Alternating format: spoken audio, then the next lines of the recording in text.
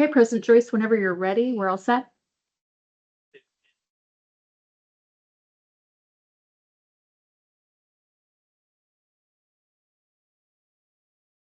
Good morning. This is Rich Joyce, Board President of the Oregon Board of Pharmacy.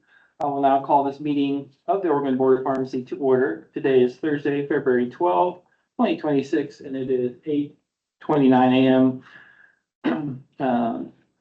Board of Pharmacy meetings are conducted in accordance with the Oregon Public Meetings Law. Under the Public Meetings Law, governing body meetings are open to the public except as otherwise provided by law. The presiding officer has the authority to keep order and to impose any reasonable restrictions necessary for the efficient and orderly conduct of a meeting. Governing bodies are authorized by ORS 192.660 to meet in executive session in certain limited situations, including the consideration of information obtained by a health regulatory board as part of an investigation of licensee or applicant conduct, and consulting with counsel concerning the legal rights and duties regarding litigation or litigation likely to be filed. All official actions by the board must be taken by public vote, and the vote of each member must be recorded. Our mission: the Oregon Board of Pharmacy serves to promote and protect public health, safety, and welfare by ensuring high standards in the practice of pharmacy and through effective regulation of the manufacture and distribution of drugs. The Oregon Board of Pharmacy is committed to diversity, equity, inclusion, and belonging, DEIB, within its organization and for the public it serves. The commitment is reflected in board membership, agency staffing, the services provided, and its efforts to promote patient safety and ensure access to quality pharmacy care. The board encourages review of its full 2024-2026 DEIB plan located on the board website. We'll now call roll for board and staff. For the record, when I call your name, please verbally acknowledge here. Board President Rich Joyce here. Board Vice President Amy Kirkbride. Here. Board Member Kat Chin. Board Member Jennifer Hall. Here. Board Member Victoria Kroger is excused for today. Board Member Priyal Patel is on her way, I believe. Board Member Anna Pineda. Here. Board Member Brian Smith. Chief Compliance Officer Joe Ball. Here. Compliance Director Brianne Uppermoff. Here. Compliance Officer Cheryl Fox. Compliance Assistant Kate Klingberg. Here.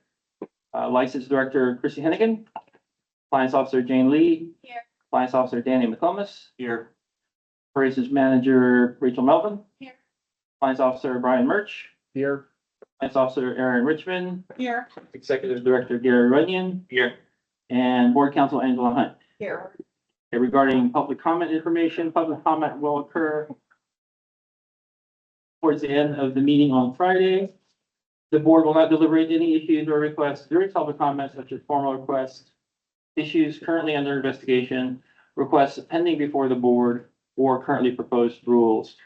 Public comment is limited to matters that were noticed on the board meeting agenda, and comments will not be allowed that are longer than the time allotted by the chair. To sign up for public comment, please email your request to pharmacy.board@bop.oregon.gov by noon on February 13, 2026. I'll review some housekeeping items and meeting etiquette.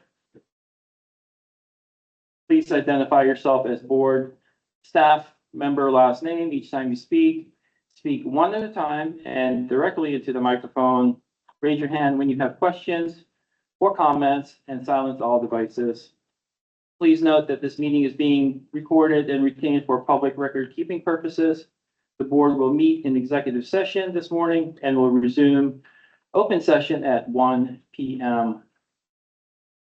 Please note that Board Member Priyal Patel arrived at 8:33 a.m.